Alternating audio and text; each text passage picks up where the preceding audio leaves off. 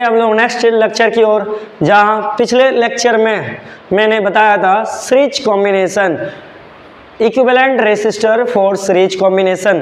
अब का जो लेक्चर होगा equivalent resistor for parallel combination. दो कॉम्बिनेशन मैंने जिक्र किया था, series and parallel.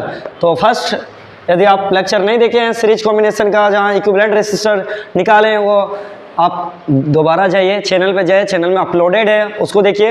And again parallel combination की ओर बढ़ते हैं हम लोग। सेकंड क्या, पैरेलल कॉम्बिनेशन।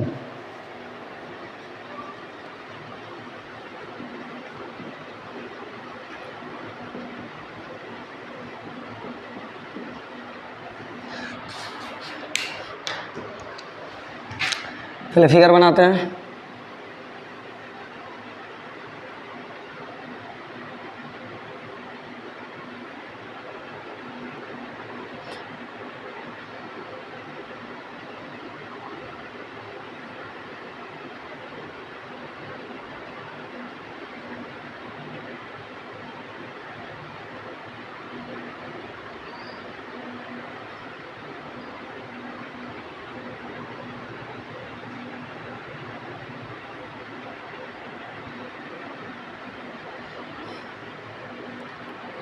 ये रहा बैटरी, सेल नहीं बैटरी।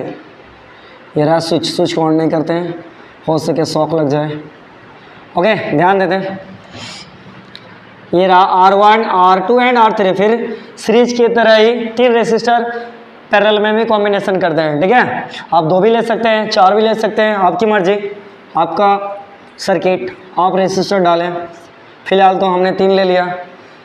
ये रहा हमारा वोल्टेज, या VP लेते हैं, एक्चुअली पैरेलल है तो P डिनोट करने का मतलब है पैरेलल ले रहे हैं, ठीक है। जाएगा IP करंट जाएगा, स्विच ऑन कर देते हैं। अब ऐसे भी हमारा इंसुलेटर है, शॉक तो नहीं लगना चाहिए। IP करंट का डिस्ट्रीब्यूशन होगा because different wires connected in different resistor. यहाँ से वायर का डिस्ट्रीब्यूट हो चुका तो करंट का भी डिस्ट्रीब्यूट होगा, I1, I2 एंड I3। यदि करंट का डिस्ट्रीब्यूशन हो रहा तो कांस्टेंट कौन होगा, वोल्टेज हमारा कांस्टेंट होगा, सारे में VP चला जाएगा। ओके, और एक लेते हैं हम लोग पैरेलल इक्विवेलेंट रेसिस्टर। ये तीनों के बराबर एक रेसिस्टेंस अब ले लेते हैं हमने। ये तीनों के बराबर एक रेसिस्टेंस, जिसको डिनोट किया VP। एक्चुअली ये तो चला गया VP, ठीक है। ये चला गया रेसिस्टर हमारा RP, करंट हमारा IP, करंट IP, और वोल्टेज हमारा इसमें रहेगा VP। मार्केट थोड़ा मोटा चल रहा है, ठीक है। ये हमारा है कॉम्बिनेशन, पैरेलल कॉम्बिनेशन। इसका क्या होगा definition, all end of first end of all resistor to the second end of all resistor are connected to the battery and switch, and this type of combination are called parallel combination। क्या कहा हमने कि resistor के सारे and को एक तरफ add कर दीजिए और दूसरे एंड को एक तरफ ऐड कर दीजिए, उसके बाद बैटरी से कनेक्ट कर देंगे, और कनेक्शन करने के इस कॉम्बिनेशन को ही तो हम लोग कहते हैं पैरेलल कॉम्बिनेशन। इसमें खास बात क्या है, हर एक रेसिस्टर के अलग अलग वायर है। प्रीवियस लेक्चर यानी सीरीज कॉम्बिनेशन में एक ही वायर में सारा रेसिस्टर कनेक्शन था, पर यहाँ जो रेसिस्टर का जो कनेक्ट हो रहा वो अलग अलग वायर पे जा रहा, जिसके कारण करंट भी सारे वायर में अलग अलग जा रहा है। इसी कारण यहाँ करंट का डिस्ट्रीब्यूशन हो रहा है, ठीक है। हम लोग क्या देखते हैं, कांस्टेंट क्या है, क्या देखने को मिल रहा है, हमारा यहाँ वोल्टेज कांस्टेंट है, ठीक है। और ये जो वोल्टेज कांस्टेंट क्या VP है ना, और VP सारे वोल्टेज के सम के इक्वल होगा, V1 प्लस, एक मिनट, वोल्टेज कांस्टेंट है, करंट का डिस्ट्रीब्यूशन हो रहा है। किसका डिस्ट्रीब्यूशन हो रहा, करंट का डिस्ट्रीब्यूशन हो रहा, I1। जिसका डिस्ट्रीब्यूशन होगा उसको हम लोग लिख देंगे। जब सारे को ऐड करेंगे लास्ट में, फिर हमारा ये करंट मिल जाना चाहिए, इक्वेशन 1, ठीक है। अब हम लोग फिर यूज करेंगे ohms Baba,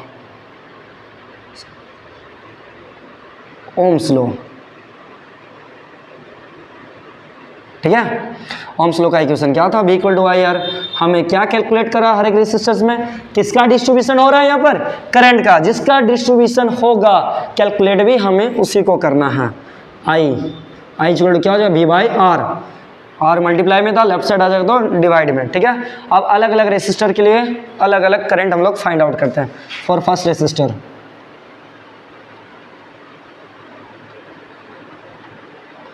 I1 is equal to क्या हो जाएगा, Vp/R1। सर भी तो कांस्टेंट है, Vp क्यों नहीं, भी लेकर चलते हैं, कांस्टेंट है तो भी लेते हैं कांस्टेंट, ठीक है। For second resistor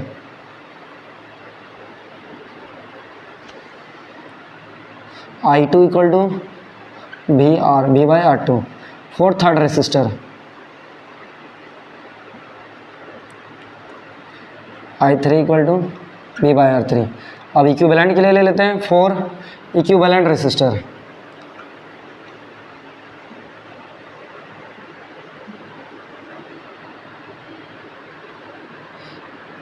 IP equal to V/RP, V/RP, ठीक है। वोल्टेज को V से दिखा देते हैं, ठीक है। अब सारा का वैल्यू को क्या करेंगे हम लोग, इक्वेशन 1 में पुट कर देंगे।